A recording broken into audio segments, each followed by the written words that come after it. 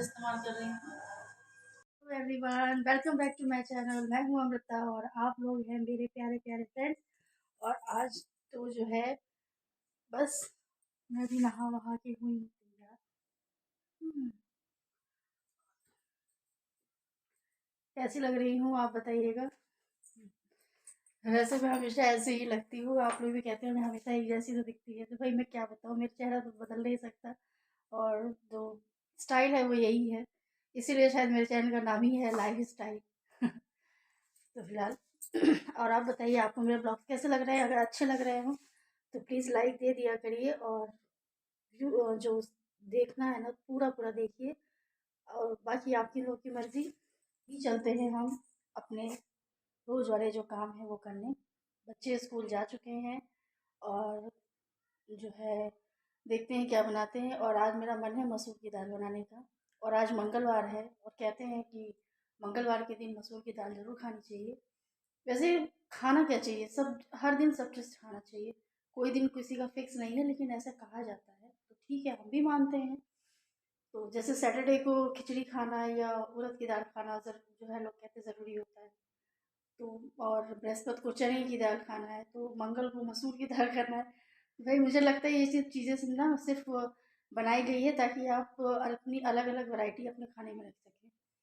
और हम लोग का क्या है, हमारा तो काम ही खाना बनाना, चाहे उड़द की दाल बनाओ अरहर की दाल बनाओ चाहे कोई भी दाल बनाए, चलते हैं बनाने। और हाँ, आज मैं ना बहुत एक स्पेशल चीज़ भी बनाऊंगी जो मेरे यहाँ की सबसे स्पेशल चीज़ है। और अभी चल रहा है पूस, और पूस में ना उसे बहुत ज़रूरी है ज़रूरी समझा जाता है खाना, और खाते भी हैं लोग। और वो ना कई तरह से और अलग अलग तरीक़ों से बनाया जाता है, लेकिन मैं आप लोगों के साथ फर्स्ट टाइम शेयर कर रही हूँ तो मैं मीठा वाला शेयर करूँगी। और मैं क्या बना रही हूँ वो एक सरप्राइज़ नहीं है, कुछ भी सरप्राइज़ नहीं होता है, सब कुछ आपको देखने को मिलेगा। तो चलते हैं, तैयारी कर लेते हैं पहले, फिर बनाते हैं। तो अभी आ गई हूँ मैं किचन में और यहाँ पर मैं जो दाल वगैरह अभी उबाल कर गई थी उसको छौंकना है, क्योंकि कुछ भी चीज़ बनाना है तो उसके लिए बाकी के जो काम हैं उसे निपटाना पहले इम्पोर्टेंट होता है। तो मैं दाल जो है उसे छौंकने आई थी, तो इसे मैंने प्याज, हरी मिर्च और लहसुन और जीरा और हींग का तड़का दे दिया है। और इसके साथ मैं ऐड करूँगी थोड़े से जो है टमाटर, और टमाटर तो दाल में बहुत ज़्यादा ही अच्छे लगते हैं। और इसमें थोड़े से ना मसाले डालूँगी, क्योंकि ये मसूर की दाल है, तो मसूर की दाल ना थोड़ा बिना मसाले का नहीं अच्छा लगता है। तो इसमें मैं थोड़ा सा मीट मसाला मैंने लगभग 1 चम्मच जो है इस्तेमाल किया है, और ये बहुत अच्छा लगता है अगर आप इस तरह से बनाएं। तो आप, मैं से कह रही हूँ, आप बना कर देखिए, आपको सब्ज़ी की बिल्कुल भी ज़रूरत नहीं लगेगी, बिल्कुल भी सब्ज़ी की आवश्यकता नहीं पड़ती है। और इसे आप, इस सीज़न है तो धनिया पत्ती चटनी वगैरह है उसके साथ पीस लीजिए और खा लीजिए। तो मैं तो यही करने वाली हूँ। और मेरे यहाँ ये दाल सबको बहुत पसंद है, स्पेशली मेरे छोटे बेटे को ये दाल ना बहुत पसंद है, वो बड़े शौक़ से खाता है। और सब दाल खाने में भले वो अदर आना नहीं करे, लेकिन इस दाल को खाने के लिए वो कभी ना नहीं कहता। तो जो है थोड़ा हमें भी अच्छा लगता है। और इसको जब मैं सर्व करूँगी ना, तो मैं अगर एक बटर का छोटा सा टुकड़ा डाल दूँ तो उसको और ज़्यादा पसंद आता है। तो बस जो है हमारी दाल बन के ही तैयार, और अभी मैं रोटी भी सेक लूँगी साथ में, क्योंकि मुझे बनाना है दूध पिट्ठा, तो जो है उसकी तैयारी में भी समय लगता है। और ठंड तो खैर अब बढ़ ही रही है, आपके यहाँ भी ठंड ऐसे ही बढ़ रही होगी तो बताइएगा, फिलहाल कोई बताता तो है नहीं। खाना बनाने से ज़्यादा ना खाना की प्रिपरेशन करने में तैयारी करने में समय लगता है। अभी दाल छौंके हैं, उधर रख दिए, रोटी भी सिक चुकी है, और जो है अब टाइम हो रहा है खाना खाने का। और कुछ बनाना है तो इंतज़ाम करना है, तो इंतज़ाम करने में ही काफ़ी समय निकल जाता है। तो ये है नारियल का कद्दूकस किया हुआ नारियल है ये। और एक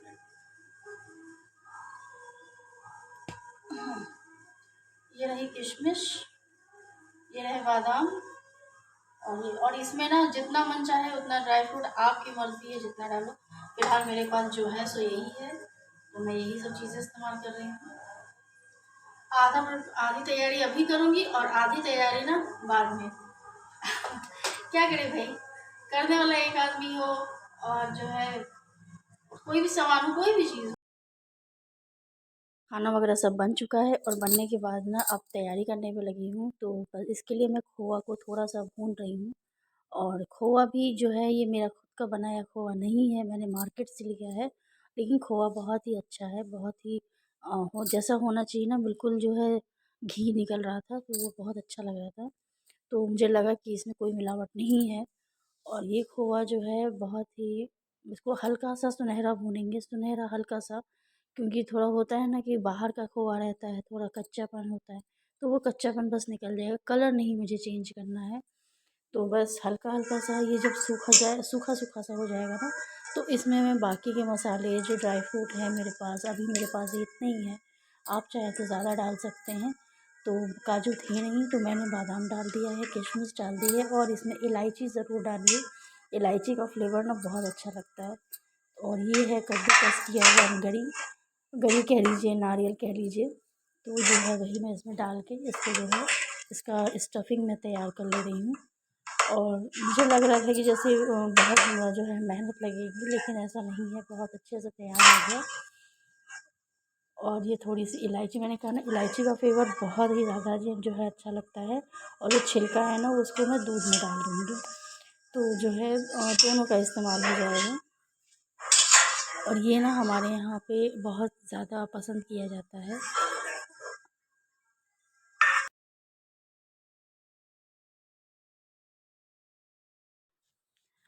तो ये जो है स्टफिंग इसकी तैयार हो चुकी है। और मैं सच बताऊँ, जब मैं इसको बनाती हूँ ना, या बना रही हूँ ना, तो मेरे मन में एक ख़्याल आ रहा है कि जब मैं कहती हूँ कि मैं झारखंड का चीज़ बना रही हूँ या इस बिहार की स्पेशल कोई चीज़ बना रही हूँ ना, तो लोग पता नहीं क्या एक एक जैसे एक अपने दिमाग में एक होता है ना, सेट कर लेते हैं। तो सोचते हैं कि जैसे वहाँ के लोगों को कुछ खाना ही नहीं आता है। तो मैं उन लोग के लिए स्पेशली यही कहना चाहूँगी कि भाई, वहाँ के लोग भी इंसान ही हैं, कोई एलियन नहीं है और कोई मंगल ग्रह से नहीं आए हैं, धरती पर ही पैदा हुए हैं और यहीं के रहने वाले हैं।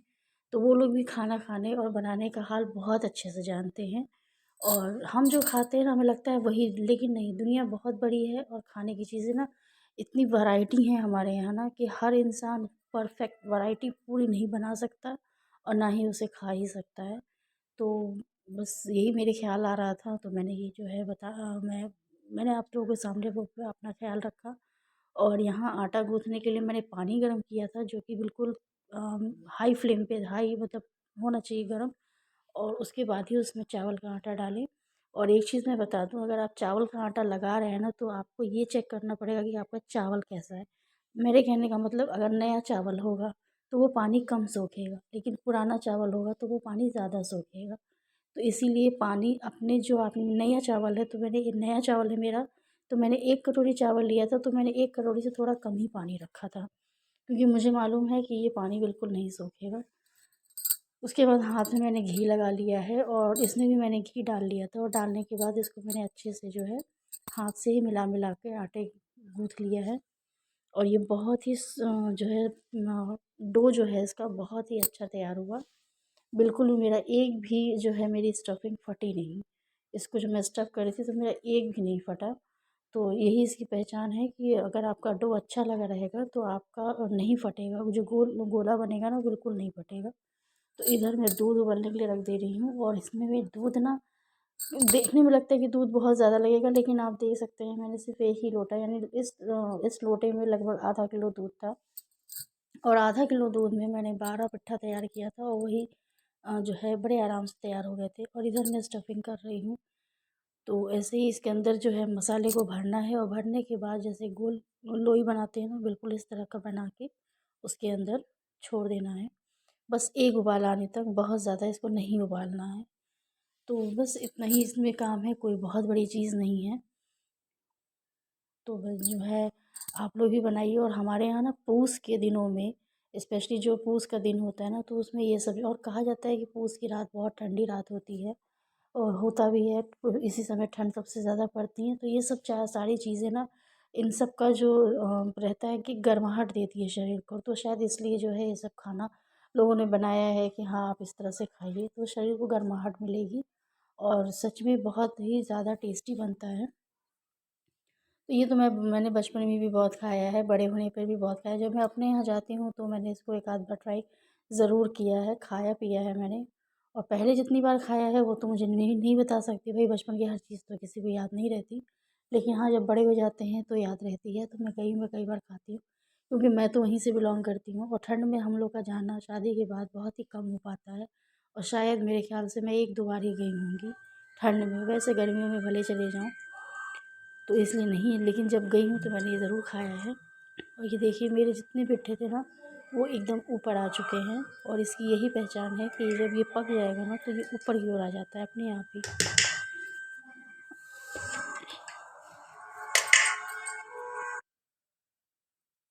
तो इन पिट्ठों को जब एक उबाल आ जाता है तो इसको निकाल लेती हूँ, और निकालने के बाद जो दूध उसमें रखा है ना, उस दूध को मुझे काढ़ना है, मतलब उसको को पकाना है, और पकाते हुए ना बिल्कुल रबड़ी जैसा बन जाता है।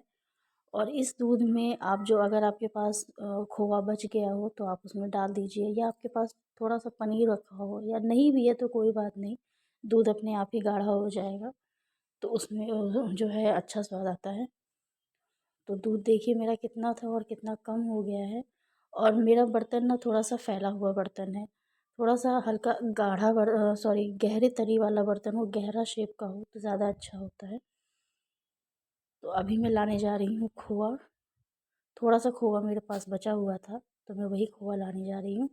वो खोआ लाकर मैं अच्छे से उसको भी इसमें डाल दूँगी, और बिल्कुल गाढ़ा हो जाता है, और इसका बिल्कुल ना रबड़ी जैसा बन गया है। तो मैं उसको हाथ से ही मैश कर ले रही हूँ, और करने के बाद जो है, भाई देखो, हर समय मैं चम्मच और लेकर नहीं खड़ी रहती हूँ, कुछ चीज़ें हाथ से ही मैश कर लेते हैं हम लोग। तो इसके लिए आप बिल्कुल अवॉइड करिएगा इस चीज़ को। और तब तक ये भी आ चुका है। तो यहाँ जो उसकी जो ग्रेवी, सॉरी, जो उसके जो दूध है ना, वो बिल्कुल गाढ़ा हो गया था, और उसकी जो बिल्कुल दानेदार हो चुका है। तो इसमें मैं धीरे धीरे हल्के हाथों से उठा उठा कर एक एक पिट्ठा मैं फिर से दूध में डाल दूँगी। और डालने के बाद अब कुछ नहीं करना है, अब गैस को करना है बंद, और इंतज़ार करना है इसके ठंडे होने का। और ये गरम गरम नहीं अच्छा लगेगा, थोड़ा सा ठंडा हो जाता है ना, हल्का सा ठंडापन हो जाए, बिल्कुल ये नहीं कि एकदम बर्फ़ जैसा नहीं, बिल्कुल वैसा हो जाए, तो उसके बाद ही खाइए, तो उसका स्वाद आपको पता भी लगेगा कि हाँ, इसमें क्या क्या पड़ा है। तो बस अब कुछ नहीं करना है, न हिलाना है न डुलाना है, और ज़्यादा कोशिश करिए कि इसको हिलाइए डुलाइए नहीं, क्योंकि बहुत ज़्यादा अगर आप कलछी चम्मच लगाएंगे तो हो सकता है वो आपके कलछी चम्मच से ही टूट जाए, तो इसलिए बिल्कुल ना करें। और मैं देख रही थी कि चीनी सही है या नहीं, तो फ़िलहाल चीनी ठीक है, तो जैसी चीनी हम लोग खाते हैं वैसी ही हल्का है। और वैसे भी दूध इतनी देर उबल चुका है, और नया चावल है, तो सॉरी, दूध पेठा बन के हो गया तैयार। लेकिन अभी नहीं खाना है, अभी थोड़ा बहुत गर्म है ना, थोड़ा ठंडा हो जाएगा उसके बाद मेहनत लगती है। और चलते हैं, थोड़ा सा खाना वाना खा लिया जाए, भोजन कर लिया जाए, क्योंकि इंतज़ाम में ही सुबह से ना कुछ खाया नहीं, और पूरा घर देखिए एकदम साफ सुथरा हो चुका है। तो ठंडा होने का इंतज़ार करते हैं, चलते हैं खाना खाने, चलते हैं छत पर थोड़ी देर धूप में, जब ठंडा हो जाएगा तब होंगे। और आप देख सकते हैं कि ये बिल्कुल गाढ़ा हो चुका है, और बहुत अच्छा लग रहा था देखने पे, और देखने पर ही नहीं, खाने में भी बहुत टेस्टी है। तो जो है, इसको मैं निकाल ले रही हूँ, सर्व कर रही हूँ देने के लिए। और इसका दूध बिल्कुल गाढ़ा हो चुका है, इतना गाढ़ा कि बिल्कुल दानेदार हो चुका है, और जो खोआ पड़ा है ना, इसकी वजह से इसका टेस्ट और ज़्यादा अच्छा हो गया। तो ये देख लीजिए आप, मेरा दूध कितना गाढ़ा है, और कितनी अच्छे से ये पिट्ठे के ऊपर बिल्कुल लगने में से लग रहा है ना, रसगुल्ला लग रहा है। और जब इसको कट करिए तो इसके अंदर से निकलेगा मेवा, और बहुत टेस्टी रहेगा। थोड़ा सा जो बचा हुआ था ना, ज़रा सा, तो मैंने इस पे डाल दिया है जी। तो अगर आपको अच्छा लगे तो प्लीज़ वीडियो को ज़रूर लाइक करिएगा। तो फाइनली ये जो है, मेरा दूध पिट्ठा हो गया तैयार। अब थोड़ा सा टेस्ट करके देख लेते हैं कैसा है। बिट्टू देखो खा के। चलो, भैया वो लोग खा के नहीं बताएंगे कैसा, मैं खुद ही बता लेती हूँ। तो मैं कट करके दिखाऊं?